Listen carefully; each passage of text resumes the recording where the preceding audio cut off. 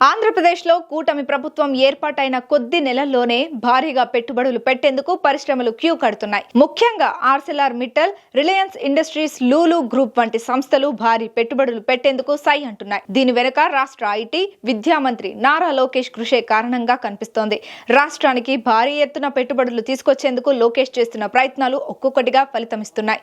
దీంతో రాష్ట్రానికి పెట్టుబడుల ఆకర్షణకు ఎలాంటి హడావుడి లేకుండా లోకేష్ జరుపుతున్న చర్చలపై పరిశ్రమ పగ్గాలు చర్చించుకుంటున్నాయి.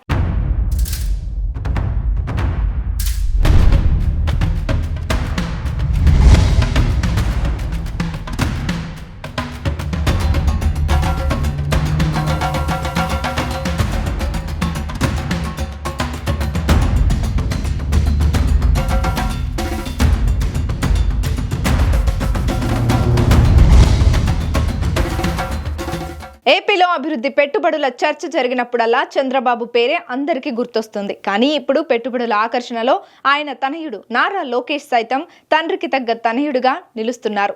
దేశ విదేశాల్లోని దిగ్గజ కంపెనీలను రాష్ట్రానికి రప్పించేందుకు వచ్చిన ప్రతి అవకాశాన్ని మంత్రి లోకేష్ చేస్తున్న ప్రయత్నాలు ఫలితమిస్తున్నాయి. లోకేష్ చొరవతోనే భారీ పెట్టుబడులు పెట్టేందుకు కంపెనీలు రాష్ట్రానికి క్యూ కడుతున్నాయి. అమెరికా పర్యటనకు ముందు ముంబైలో రిలయన్స్ సంస్థతో జరిపిన చర్చల ఫలితంగానే రాష్ట్రంలో 65,000 కోట్ల పెట్టుబడులు పెట్టేందుకు రిలయన్స్ వంటి ఎనర్జీ సిద్ధమైంది. గుజరాత్ తర్వాత రిలయన్స్ ఏపీలో మాత్రమే ఇంత పెద్ద ఎత్తున పెట్టుబడులు పెడుతోంది. ఏపీలో ఏకంగా 500 బయోగ్యాస్ ప్లాంట్ల ఏర్పాటుకు రిలయన్స్ ముందుకొచ్చింది.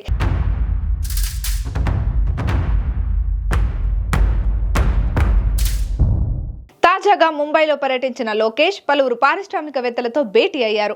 ఆ సమయంలో Reliance chairman Mukesh Ambani, Reliance clean ఎనర్జీకి నేతృత్వం వహిస్తున్న అనంత్ అంబానీని కూడా కలిశారు. గ్రీన్ ఎనర్జీ, క్లీన్ ఎనర్జీ రంగాలకు ఏపీ ప్రభుత్వం ఇస్తున్న ప్రాధాన్యతను వివరించారు. రాష్ట్రంలో పెట్టుబడులకు సంబంధించి అనంత్ అంబానీ, లోకేష్ మధ్య అప్పుడే ఓ అవగాహన కుదిరింది. దీంతో రాష్ట్రంలో పెట్టుబడులకు పూర్తిస్థాయి రోడ్ మ్యాప్ తో ముఖ్యమంత్రి చంద్రబాబు నాయుడు సమక్షంలో అమరావతిలో ఏపీ పరిశ్రమల శాఖ, రిలయన్స్ ఇండస్ట్రీస్ మధ్య అవగాహన ఒప్పందం చేసుకున్నాయి.